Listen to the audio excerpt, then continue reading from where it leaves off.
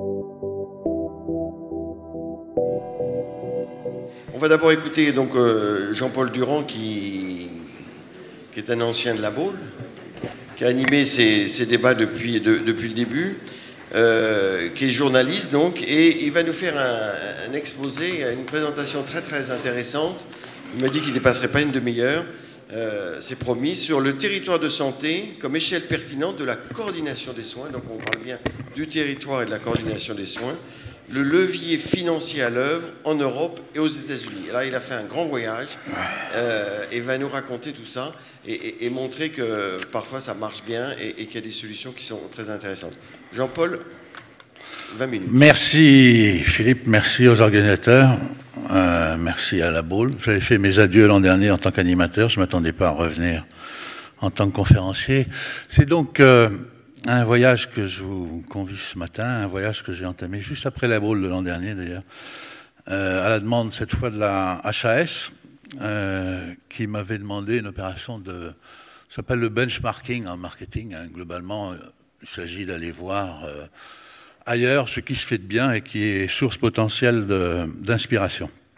Et donc la commande précise, elle était sur le type de relation au niveau des territoires, donc entre le premier et le deuxième recours.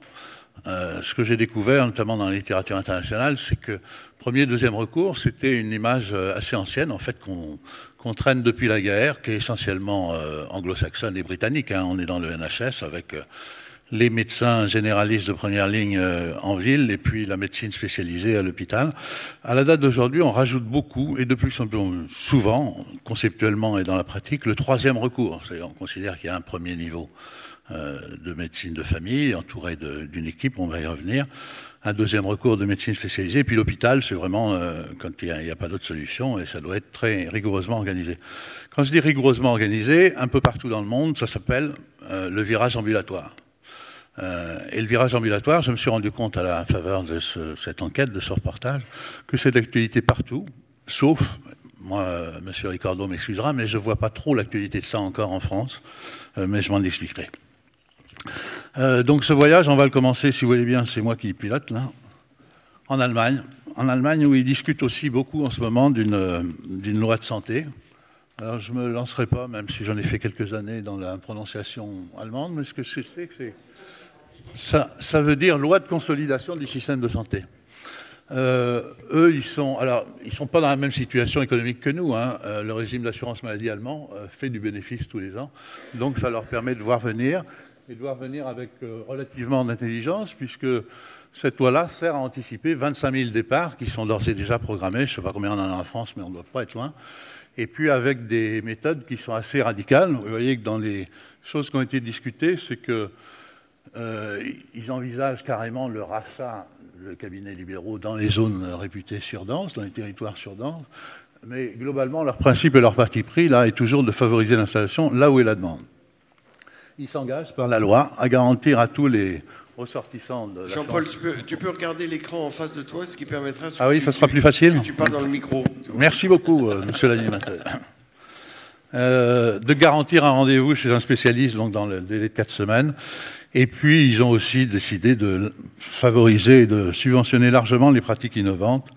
Notamment, moi ça m'intéresse en tant que patient, depuis 1 an j'ai beaucoup pratiqué la médecine spécialisée à l'hôpital. L'accès à un second avis, ça me paraît aussi quelque chose que j'aimerais bien voir dans un programme de 2017. Le socle législatif de ça en Allemagne, c'est ce qu'on appelle l'agenda 2010 de Gerhard Schröder.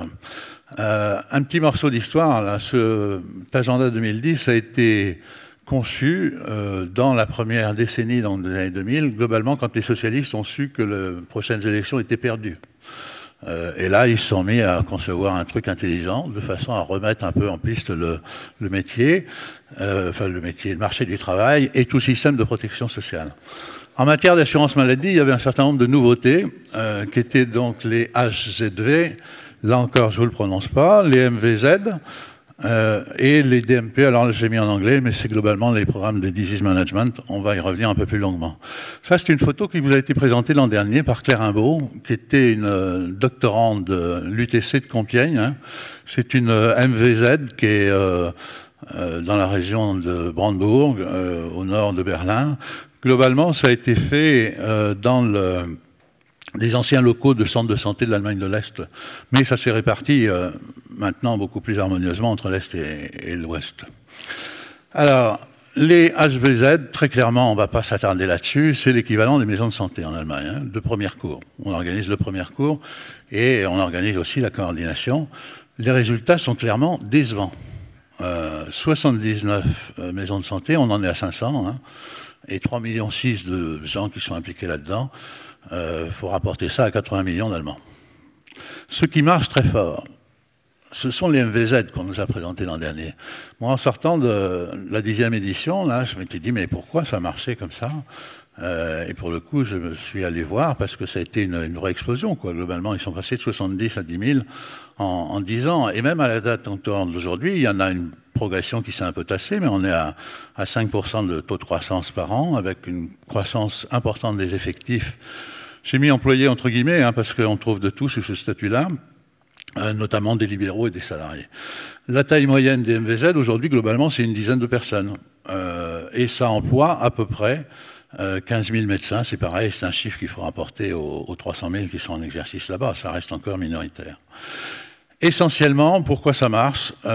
Pour une raison majeure, c'est que, à la date d'aujourd'hui, même s'il y a une liberté d'installation en Allemagne, il y a une limitation énorme qui est le conventionnement sélectif, c'est-à-dire qu'on n'autorise en Allemagne au conventionnement que des gens qui sont dans les endroits qui ont été non pas désignés mais négociés entre les URPS et les unions de caisse régionales.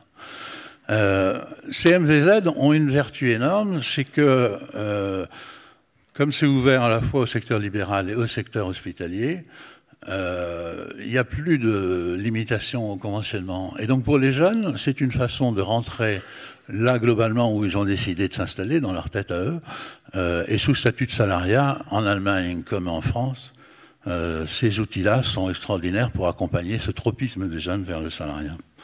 Alors, ce qui est intéressant, c'est que les MVZ sont sous deux statuts possibles.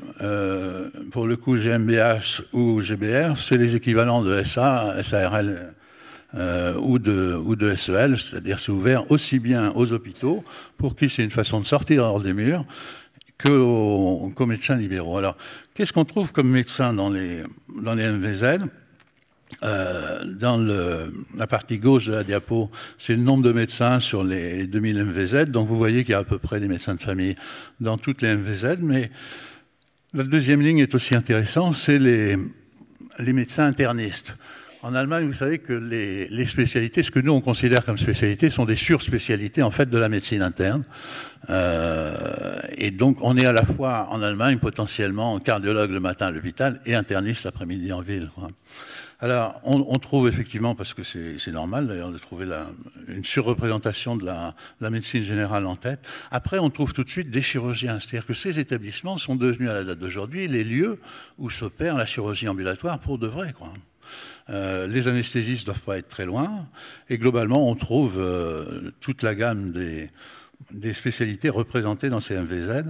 Ce que je trouve intéressant, c'est que c'est clairement affiché, quoi. Vous l'avez vu sur la photo, c'est le centre de soins polyspécialité clairement affiché. À droite, c'est le nombre d'établissements, donc sur les 2000, où la spécialité est représentée.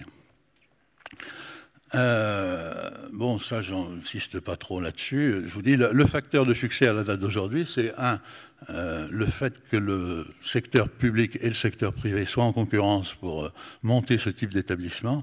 Et deux, c'est quand même la meilleure façon d'accompagner les jeunes qui veulent être salariés à la date d'aujourd'hui.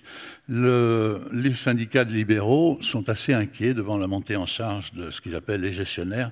Mais enfin, je pense que si en France on a été au même point, on aurait le même type de réaction. Le disease management, qui était aussi dans l'agenda social de Schroeder, là, c'est l'illustration de deux pathologies. Disease management, globalement, c'est l'organisation concertée, coordonnée, de la prise en charge globale d'une maladie. En bas, c'est les maladies coronaires. En haut, c'est le diabète. On arrive à 4 millions de personnes.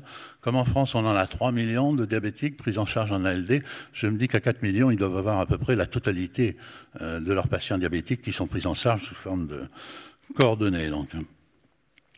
Alors, les Allemands ont investi dans ce disease management 6 types de pathologies, qu'on retrouverait assez facilement dans tous les programmes de disease management: le cancer, celui du poumon, les 2 diabètes, l'insuffisance coronaire, l'asthme et la BPCO, on retrouve ça souvent.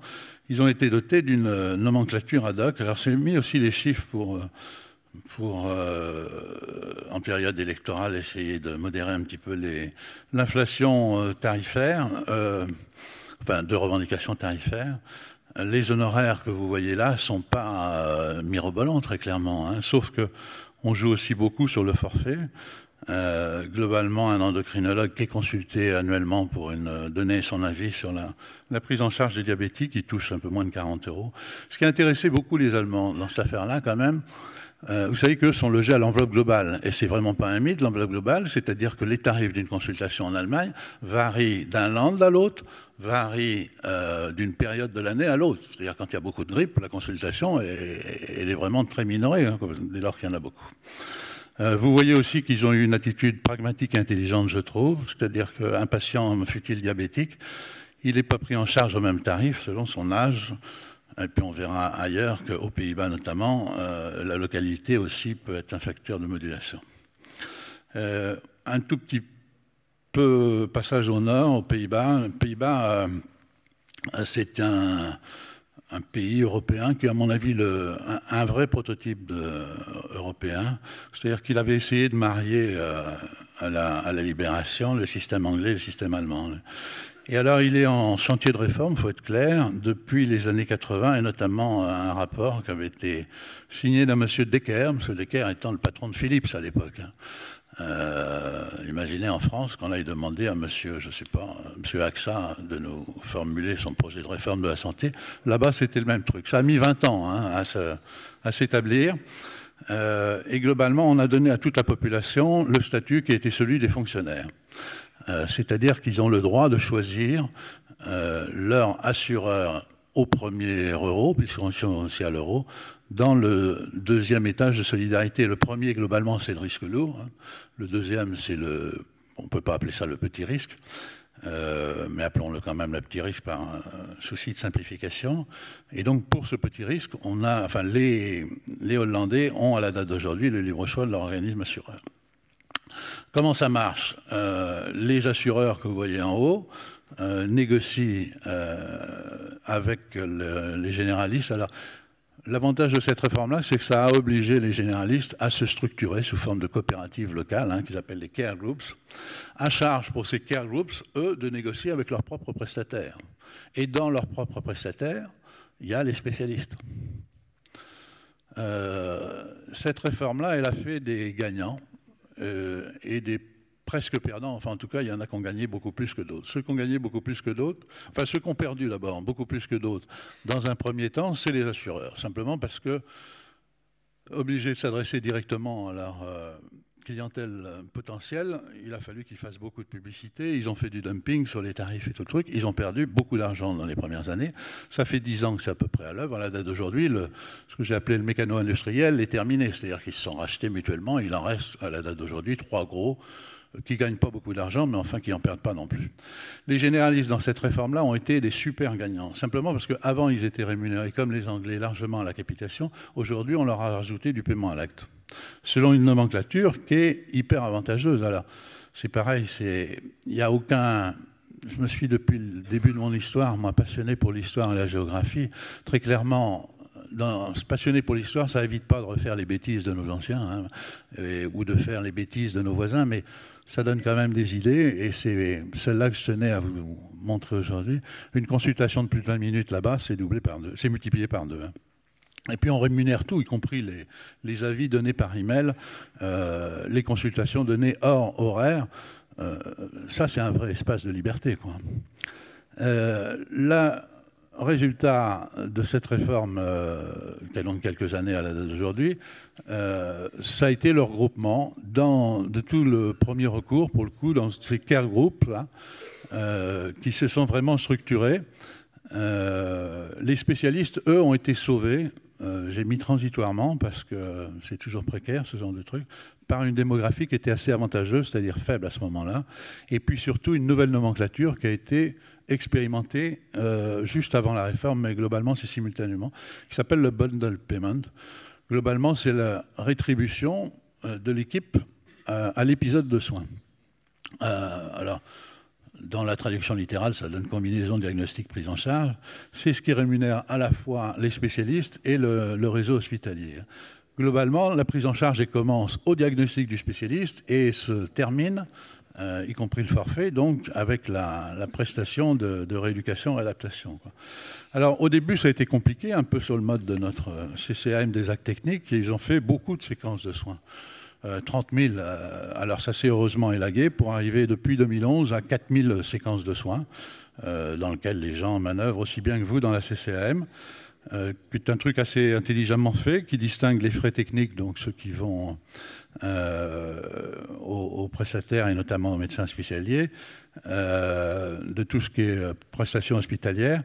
On l'a fait, enfin, un peu sur le mode aussi de l'élaboration de la CCAM des actes techniques en France. C'est les sociétés savantes qui ont estimé combien d'heures de spécialité auraient été redevables tel ou tel épisode de soins, quoi. Et puis on a mis tous les spécialistes au même tarif horaire que je vous ai mis parce qu'il est intéressant, avec un taux de variation qui était très faible, quoi. Il y a deux types de tarification dans le DBC. Là, il y a le segment A, très clairement, c'est les actes les plus lourds. Et le segment B, c'est celui qui est censé être ouvert à la négociation entre les assureurs et les spécialistes, sachant que depuis quelques années, le segment A diminue au profit évidemment du segment B, l'État étant tenté de remettre tout ça aux mains des assureurs privés. Les prix en termes de prestations, ça c'est les chiffres qu'on trouve dans l'OCDE, ont très légèrement augmenté, mais de manière à peine lisible. Ce qui a été évident, en revanche, de même que les généralistes, donc ils se sont regroupés en care groups, les spécialistes se sont largement regroupés en centres, un peu sur le mode allemand, là, centres indépendants de prise en charge, ils ont mis ça. À la date d'aujourd'hui, les chiffres que j'ai livrés là entre 150 et 180 sont intéressants, mais il faut savoir que ça fait surtout le double du nombre d'établissements hospitaliers lourds, quoi. Alors c'est pareil. À la différence des Allemands, ils ne sont pas trop multidisciplinaires, ils sont assez ciblés pathologie. C'est aussi, comme en Allemagne, largement créé par les hôpitaux. Mais comme les hôpitaux se font largement racheter là-bas par les assureurs, vous avez compris que c'est un marché qui est assez actif. Mais il y a une règle à peu près générique, c'est que les médecins sont toujours associés au capital. Alors c'est pareil, le disease management, les Hollandais ont investi très fort, mais au point même, moi j'ai un peu bossé sur le diabète ces dernières années, d'avoir été copié par les Belges, ce qui est quand même terriblement vexant pour nous de se voir dépassé par les Belges sur une prise en charge innovante. Excusez-moi, il y a des Belges? Non. Donc, en ville, en médecine de première cours, médecine générale, le pivot, c'est le care group. Pour faire simple, c'est vraiment la structure pluridisciplinaire multisite. C'est ça qu'on peut imaginer. 3 pathologies. Et donc, c'est le care group qui est en charge de décliner le disease management. 3 pathologies là-bas, au lieu de 6 en Allemagne, le risque cardiovasculaire, un BPC au diabète, tout ça est d'un classicisme sans borne, quoi. Avec des chiffres, des exemples, un suivi de DT2 annuel, ça peut rapporter à l'équipe, à la structure, hein, selon la négociation avec les assureurs, de 280 à pratiquement 500 euros. Tout ça, ça se passe dans le cadre d'une décentralisation maximale avec des résultats. Avec des résultats qui sont ceux sur une année, là, 2012 sur 2011, prise en charge du diabète, un certain nombre de critères. Alors c'est vrai que ça ne fait pas beaucoup, ça fait quelques points. Suite de quoi, quand vous regardez la même chose pour Sophia en France, on n'est pas en points, on est en 10e de point. Un bout de chemin pour nous emmener en Suisse. En Suisse, où ils ont une vertu, pour moi, majeure, mais je me situe plus là du côté du patient. qui est celui d'être vraiment le pays de la démocratie sanitaire. Eux, ils ont voté 3 fois en disant sur des sujets de santé, mais voter vraiment, hein, ça s'appelle des votations là-bas. Alors, on est dans un système qui est depuis 1994, c'est-à-dire depuis 20 ans, celui d'une concurrence encadrée un peu à la hollandaise, hein, pour faire simple, avec une administration, une gestion, un management du système qui est largement abandonné au canton. Alors, les 3 référendums sont assez rigolos parce que celui de 2012, justement, était porté sur la généralisation de ce qu'ils appellent les HMO, enfin, qui sont vraiment copiés des HMO, hein, globalement, c'est le système anglais. Et ça avait été soumis, ça, par une administration emmeneur, je ne savais pas que ça existait, moi, par un ministre suisse socialiste. Alors, ça doit être plutôt le socialisme Macron que Mélenchon, hein, mais... suite de quoi il avait hérité là d'un texte qui était prévu, enfin qui avait été initialement élaboré par la droite, au début avec l'hostilité de son parti, enfin ça a été un truc très compliqué, qui a divisé à peu près tout le monde, à la fois les médecins, les assureurs, les hôpitaux et tout le truc. À la date d'aujourd'hui, on se retrouve avec 2 fédérations d'assurance, mais ceux qui ont porté le chapeau de l'échec du référendum sont les socialistes. Il n'empêche que les Suisses ont cumulé depuis 20 ans une expérience en HMO qui est toujours en cours de progrès, je vais vous le montrer, même si les gens ont dit non, mais il y a le quart de la population qui est engagée là-dedans, avec des HMO d'assureurs, et puis ce qu'on appelle aux États-Unis des PPO, y compris les Suisses, qui sont des réseaux organisés par les médecins eux-mêmes, dont le plus connu est celui, enfin en tout cas de ce côté de la frontière, Delta, que connaissent les gens qui étaient investis dans la formation continue, parce que le pilote de ça, Marc-André Rezzo, était un des patrons aussi de la formation continue. Il faut savoir que le début du réseau Delta, c'est un truc assez simple, c'est la compagnie d'assurance qui couvre les étudiants à Genève, qui a besoin de, sûrement avec les mêmes difficultés qu'en France pour les mutuelles d'étudiants, qui a besoin d'une prise en charge, enfin d'une organisation qui délègue tout, y compris le forfait, voilà. Et c'est ce qui s'est passé avec Rezzo, qui a beaucoup hésité au début, qui a pris des précautions comptables, comme vous imaginez. Et puis de 4000 étudiants à Genève, ils sont passés aujourd'hui à 100 000 personnes. C'est une affaire qui marche. Alors ça, je vous ai montré ça simplement pour donner aussi les limites de la démocratie. Quand les Suisses ont dit non au managed care en 2012, vous voyez qu'en 2014, ça continue à augmenter, simplement parce que ce sont les médecins eux-mêmes qui soit rentrent dans des HMO promus par les assureurs, ou soit montent leur propre PPO, ce qui veut dire que les patients suivent quand même les décisions adoptés par leurs patients, par leurs médecins traitants. Grand coup d'aile direction des USA, où j'ai la chance, pour des raisons familiales, de pouvoir passer un bout de temps chaque année maintenant. Aux États-Unis, ils n'abusent pas de la loi. Hein. La dernière loi majeure, ils sont en train d'en fêter le 50e anniversaire à la date d'aujourd'hui, c'était celle qui a introduit le Medicare et le Medicaid. C'était sous Lyndon Johnson en 1965. Donc. Et puis l'autre loi majeure récente, c'est celle d'Obama que les Américains appellent l'Obamacare. Donc on connaît, nous, mais comme les Américains d'ailleurs, l'essentiel, c'est-à-dire le fait d'offrir une assurance maladie avantageuse aux gens qui en étaient dépourvus jusqu'alors. Hein. C'est quand même 50 millions d'Américains. Donc à la date d'aujourd'hui, au 15 février dernier, puisque les opérations surviennent en février, il y a à peu près 35-40% de la population qui était éligible à ce dispositif-là, qui est rentré, enfin qui est maintenant doté d'une assurance maladie qu'il n'avait pas avant, mais vous voyez qu'il reste quand même du chemin à faire. Suite de quoi j'ai dit que c'est aussi l'aspect le plus controversé, simplement pour la bonne raison, c'est que les républicains sont toujours hostiles et réfractaires à ce dispositif-là, pour qui c'est le summum du communisme d'offrir une assurance maladie à tout le monde. Il y a eu à la Cour suprême un jugement récent qui conforte la réforme Obama, mais c'est vrai qu'elle ne sera que s'il n'y a pas alternance. Alors, dans la loi Obamacare, il y a un autre versant dont on nous avait parlé ici même à la Baule. C'était Victor Rodwin qui avait évoqué ce sujet-là quand il était venu il y a 4-5 ans sûrement. Hein. 4 ans. En disant il y avait un volet d'innovation que moi j'ai découvert là, dont personne ne parle en France, il faut être clair, alors qu'il y a à peu près 50 lignes d'innovation.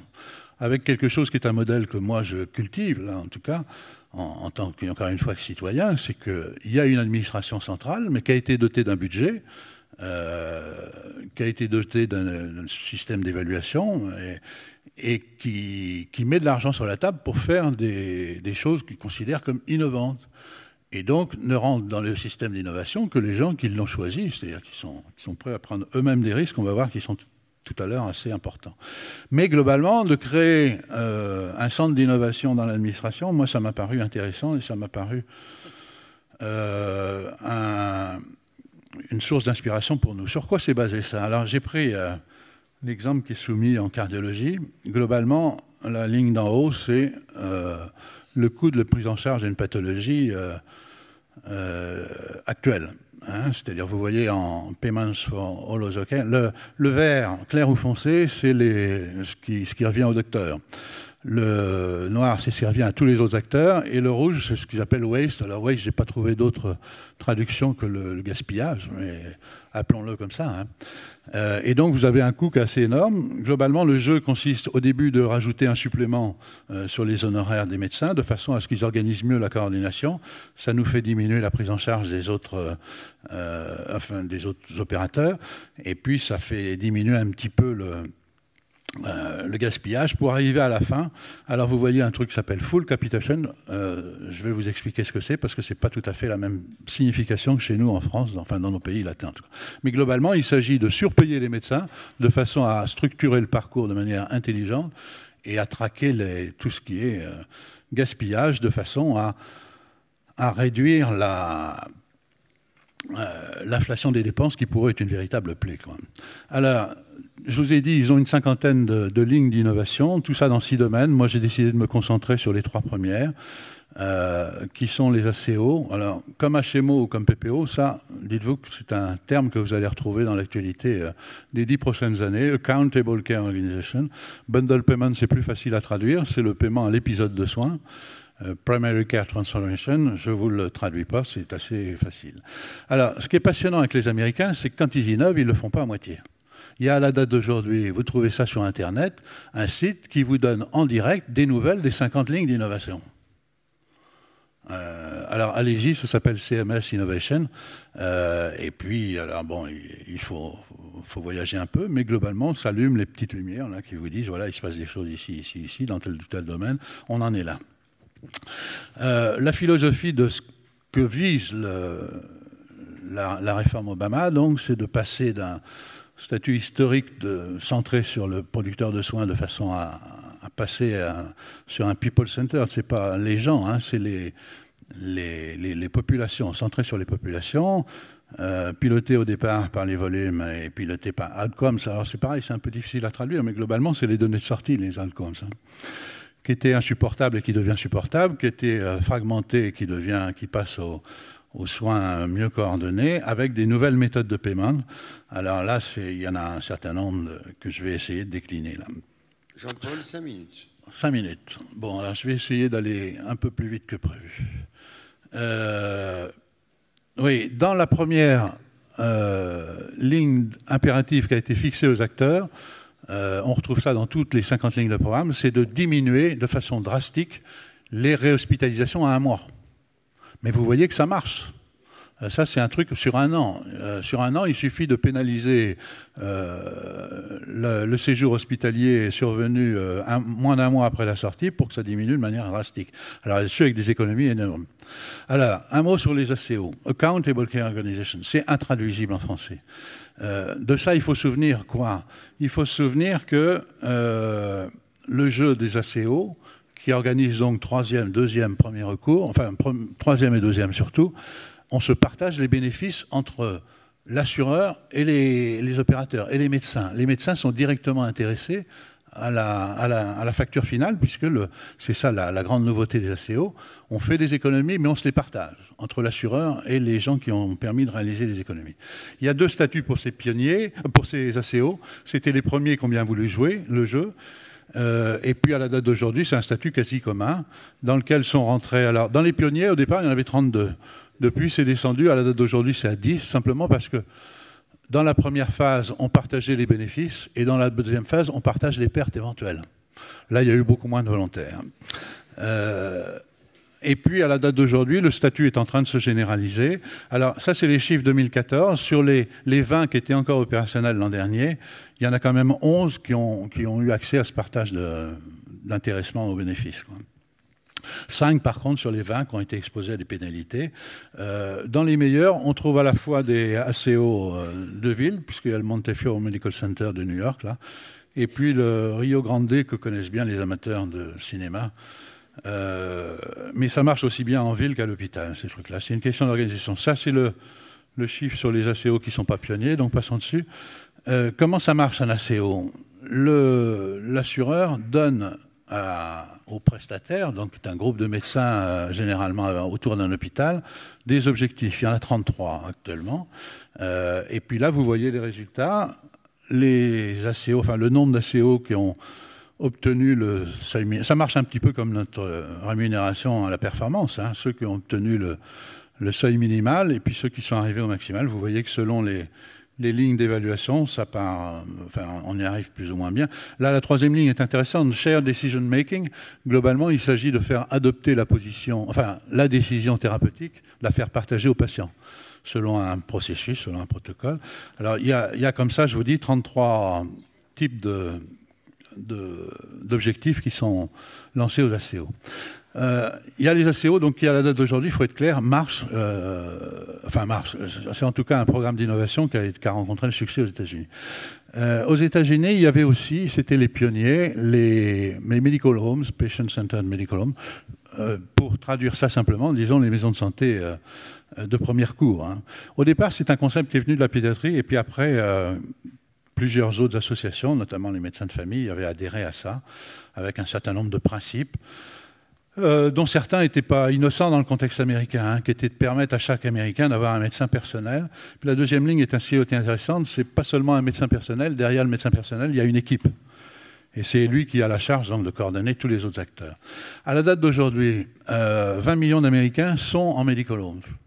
Alors, le chiffre, il nous fait envie, vu de chez nous, mais il faut savoir qu'il y a quand même 360 millions d'Américains, c'est-à-dire c'est quand même pas le mode d'exercice qui est généralisé, mais il a reçu ce truc-là, le soutien de Barack Obama, ce qui est important aux États-Unis, mais surtout le soutien des États, parce que toutes les politiques fédérales aux États-Unis sont quand même soumises aux États qui ont la faculté de rajouter ou de remettre à leur sauce la priorité. Il y a à peu près 10 000 medical homes, il n'y a pas d'effet de taille, on est à peu près là, à peu près partout sur le nombre de 5 médecins qui, avec les paramédicaux et le personnel qui va autour, ça fait une dizaine de personnes. C'est pareil, depuis 2008, ça marche très fort. Au début, je veux dire, les medical homes ont fait qu'une victime, ce sont les médecins spécialistes aussi. Alors là, c'est important, c'est là que je vous dis ça, c'est que les résultats de ça ont été, comme tout ce qui se passe aux États-Unis, assez précisément évalués. Il y a une étude du PSC, PCC, mais celui-là, je ne m'attarde pas dessus parce que c'est l'organisme de lobbying des dites maisons de santé, hein, qui disait que tout va bien et qu'on fait des économies partout. Il y a, plus sérieux, une méta-analyse de la HRQ, pour faire simple aussi, là encore, même si ce n'est pas tout à fait superposable. C'est la HAS américaine qui, elle, a fait une méta-analyse sur 60 articles, 24 retenus, avec des résultats pour le coup très décevants. Mais bon, aux États-Unis comme en France, tout le monde se fiche un peu des évaluations officielles. Par contre, ce qui a marqué l'opinion publique, c'est le retour en arrière du seul régime d'assurance maladie là-bas qui est à peu près comparable au nôtre, qui est celui des anciens combattants, les vétérans, qui, eux, avaient massivement investi là-dedans et qui ont désinvesti aussi massivement il y a 2 ans. Ça, oui, si, un petit mot parce qu'il est intéressant, il nous permet de nous raccrocher à l'actualité. Tout le monde à la date d'aujourd'hui est d'accord pour dire que même si les medical homes n'ont pas la rentabilité budgétaire économique qu'on attendait d'eux, ça a quand même donné aux Américains le support d'un médecin traitant, ce qui est quand même, ou d'une équipe de médecins traitants qui est quand même important. Là-dessus, le même HRQ avait fait en 2011 un white paper, un livre blanc, donc pour tirer les bilans de ça et faire des propositions. Globalement, c'est toutes les propositions qui ont été reprises dans l'Obamacare, hein, y compris les ACO, le P4P, enfin je passe. À la date d'aujourd'hui, le débat américain, c'est quoi? C'est comment on peut conjuguer les deux dynamiques des ACO et des medical homes. toute l'économie de santé ne parle que de ça. Juste un focus que je voulais vous faire sur une déclinaison des ACO qui s'appelle les CCO. Ça a le mérite d'être clair dans son intitulé. Ça vient de l'Oregon à l'initiative d'un monsieur qui s'appelle John Kitzhaber. Alors j'incite toutes les femmes à aller voir sur Internet la tête de M. Kitzhaber. On comprend qu'il a été élu gouverneur de 1995 à 2003. De 2011 à je ne sais pas quand, parce que comme les présidents américains, les gouverneurs des États ont droit à 2 mandats. Après, il faut qu'ils s'arrêtent. Ils ont le droit de revenir. Et lui, donc, il est connu, ce monsieur-là, ou il devrait être connu, pour avoir inventé ce qu'on appelait en France le panier de soins. Vous savez que ça a été un concept très à la mode. Lui, il avait prévu ça pour le régime américain qui s'appelle Medicaid, qui est donc pour les gens les plus pauvres. Et puis, ça a marché tant qu'il était gouverneur. Il a laissé la place à un successeur également démocrate comme lui, qui là n'a pas su gérer l'affaire. Il faut être clair, quand M. Kitzhaber est revenu aux affaires en 2011, il s'est retrouvé à la tête d'une dette de 2 milliards de dollars ou un truc comme ça. Il est allé à Washington négocier le truc en disant, écoutez, moi, je vous demande d'être un peu patient pour rembourser cette dette-là. Restons sur une croissance zéro. Et donc, globalement, lui, son régime Medicaid, il a décidé de rester à croissance zéro pendant quelques années encore, au moins le temps de son mandat. Hein. 2 minutes. Alors, 2 minutes. Kitzhaber, oui, je vous en parlerai parce que faut que je vous parle aussi d'un autre bonhomme qui est intéressant. Mais globalement, lui, son parti pris, c'est de financer le virage ambulatoire sur les économies réalisées à l'hôpital. Ça, je passe. 30 secondes. Oui, mais celle-là, je tenais un peu impérativement à vous la montrer. C'est typique à l'Oregon. Donc, il a organisé sa prise en charge des gens, des plus pauvres ressortissants de Medicaid, par territoire, il faut être clair, avec par territoire des objectifs. Et là, vous avez, territoire par territoire, le niveau d'atteinte des objectifs de chaque CCO. Ça se passe en direct sur Internet.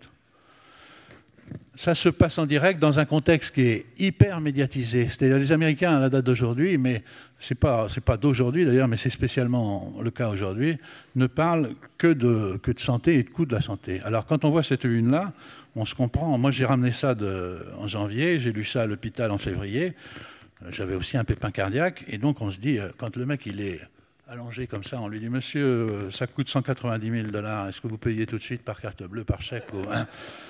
Il a de quoi réfléchir. Alors, ce mec-là, je ne le plains pas, hein, Stephen Brill. Stephen Brill a fait fortune dans la télé par câble américaine en achetant du théâtre qui est gratuit, c'est les cours d'assises, et en le vendant très cher par abonnement. Et donc, 190 000 $ pour lui, c'était une paille. La dernière nouveauté, celle dont je vous dirai pas tout encore aujourd'hui, parce que c'est vraiment émergent à la date d'aujourd'hui, ça s'appelle le Value-Based Purchasing pour les hôpitaux, ou Fee for Value. L'honoraire pour ce que ça vaut, quoi, hein, chez les médecins libéraux. Ça, c'est quelque chose qui est en cours d'expérimentation. On aurait pu parler de l'Illinois qui a super investi là-dedans. Alors, pour vous donner une idée de l'état où ils en sont à la date d'aujourd'hui, les médecins, tous les médecins américains ont reçu obligation de transmettre à une base de données, je ne sais pas s'ils en sont possessionnaires ou pas, mais tous leurs résultats cliniques. Autant vous dire que le processus de certification et tout, d'ici quelques années, ça saute, parce que là, on aura tous les résultats de tous les médecins. Ceux qui ne rentrent pas là-dedans en 2015 verront leurs honoraires baisser de 4% en 2017. Donc, ça a une traduction très concrète et très actuelle. En guise de conclusion, je vous citais un autre pape américain de la santé, qui s'appelle, lui, Donald Warwick. Alors, ce monsieur était intéressant parce que Obama l'avait pressenti pour diriger le centre d'innovation du CMS, là, et puis il a été récusé par les Républicains, donc il savait qu'il pouvait faire autre chose. Donc il est allé se présenter, lui, au poste de gouverneur dans l'État du Massachusetts, qui est traditionnellement démocrate, donc pour lui c'était facile. Et donc ce monsieur-là, c'est un vrai homme politique, comment vous dire, qui connaît quelque chose à la santé. Et donc sa théorie à la date d'aujourd'hui, c'est de dire qu'il est possible de rester à croissance zéro pendant très bout de temps, pour peu de réduire le gaspillage, il faut être clair. Des gaspillages, lui, il en a identifié 6, qui sont les défauts donc, dans la délivrance des soins, les défauts dans la coordination des soins, l'overtreatment, le sursoin, la complexité administrative, y compris aux États-Unis, les défauts dans le mode de fixation de pricing, c'est ça, des prix, quoi, hein. Et puis tout ce qui est fraude et abus, il y en a quand même aussi quelques-uns un peu là-bas. Et donc globalement, il est parti à la primaire démocrate pour le poste de gouverneur des Massachusetts, où il s'est fait planter. Et donc c'est ma conclusion. Qui consiste à dire, il ne suffit pas d'avoir des idées sur la santé, y compris des idées pertinentes, il faut quand même passer d'abord le stade de la primaire. Merci, merci Jean-Paul. Merci Jean-Paul pour ce travail, j'allais dire de Romain, mais on reviendrait dans un autre pays. Je ne sais pas quel était le système de santé, hein, mais tu vas nous faire ça pour l'an prochain chez les Romains. Hein. Merci en tout cas et bravo pour ce travail.